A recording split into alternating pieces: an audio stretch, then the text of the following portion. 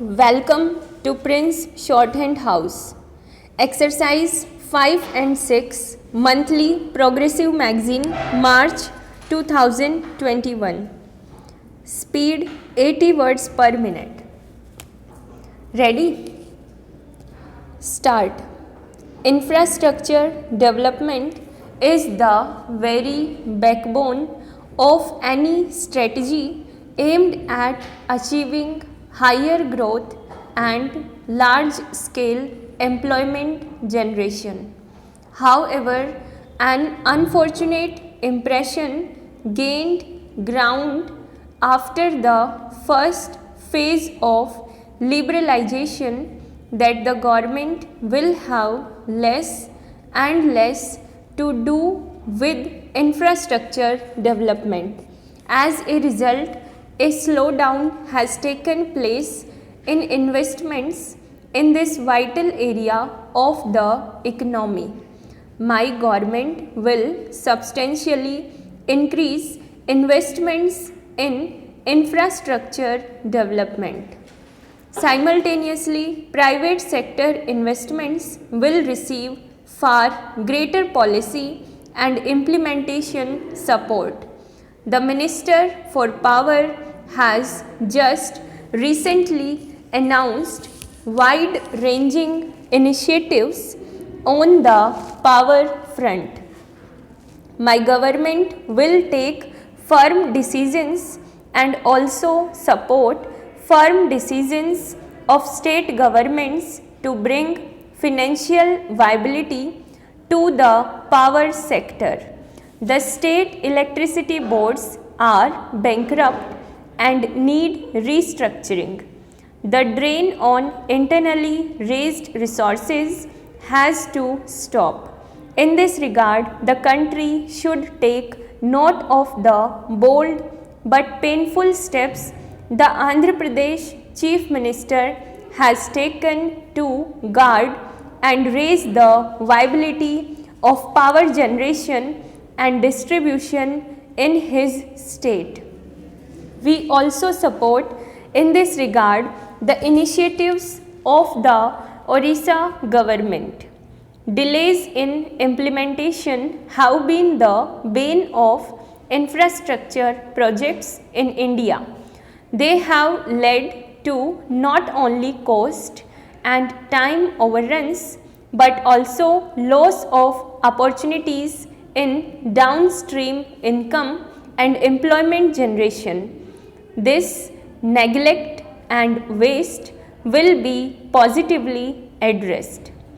Towards this end, the Prime Minister's office will directly monitor all projects capitalized at more than rupees 100 crore each in the areas of power, roads, bridges and dams, irrigation, telecommunication, oil and energy, railways, ports and airports.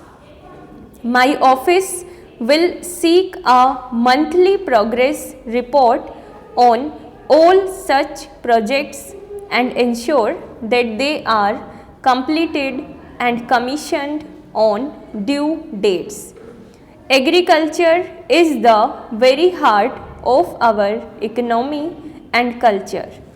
Farm production has to reach a growth rate of at least 5%, otherwise our goals of overall economic growth and employment generation as also our promise to build a hunger-free India by the year 2010 will remain unfulfilled.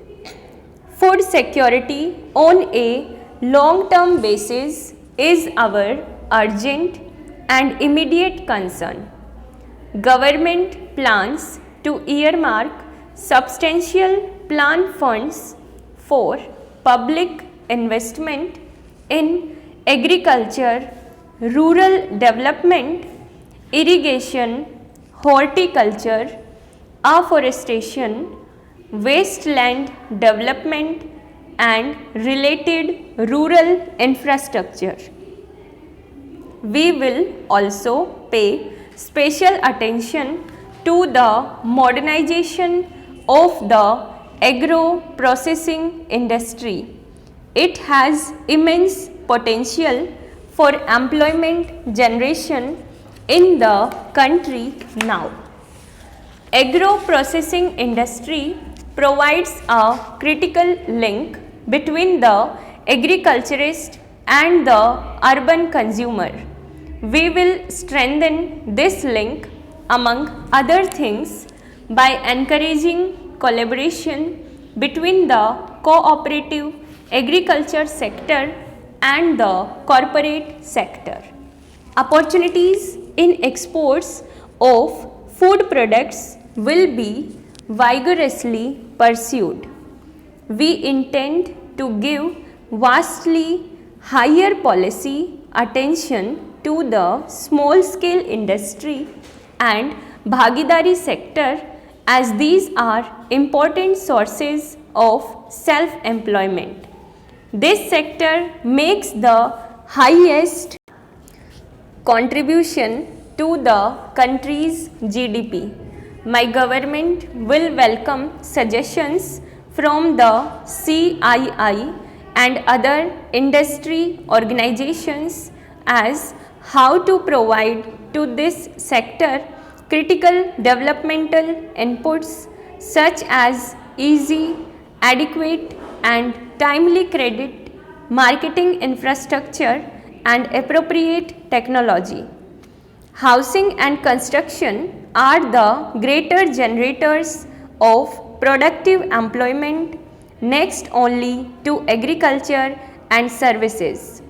The National Agenda for Governance has pledged to facilitate construction of 2 million new housing units each year with priority for low and middle income family needs. Within the next 60 days, my government will unveil a national housing policy. All impediments in the realization of our stated goals in the policy will be removed forthwith. The Urban Land Ceiling Act will be suitably amended to facilitate realization of housing goals and to boost construction. Information technology is an area of special importance.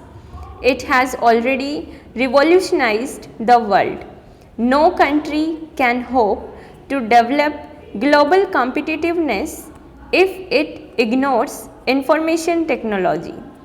This is one area where India can quickly establish global dominance. India can be fully competitive in this area with tremendous payoffs in terms of income generation and creation of high quality jobs. This area also provides an alternative and attainable opportunity to Indian business and industry to become software Khazars. Just 3 Indian companies, not exactly household names, have today a market capitalization of rupees 13,000 crores and all are also aggressively exporting. In this connection, I invite specific suggestions from trade and industry for removing any bottlenecks in the way of faster growth of the infotech industry. In the national agenda, we have pledged to make India a software superpower. Within the next 30 days, we will set up a National Information Technology Task Force which will formulate a draft national informatics policy. The government will initiate immediate steps to effect reforms in the public sector. These will embrace the whole gamut of imaginative restructuring, including transparent disinvestment and reducing PSU losses. Indian industry must improve its global competitiveness and strengthen its export muscle.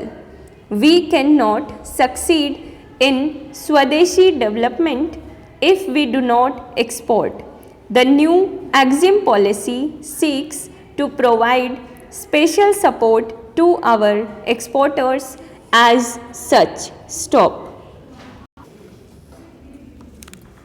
100 words per minute. Ready?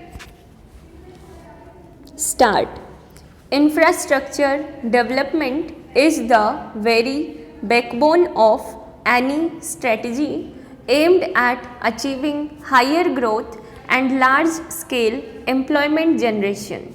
However, an unfortunate impression gained ground after the first phase of liberalization that the government will have less and less to do with infrastructure development.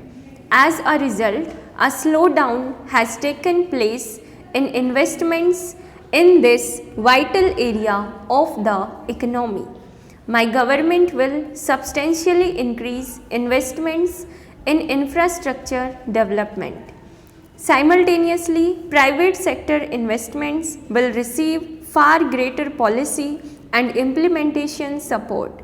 The Minister for Power has just recently announced wide-ranging initiatives on the power front.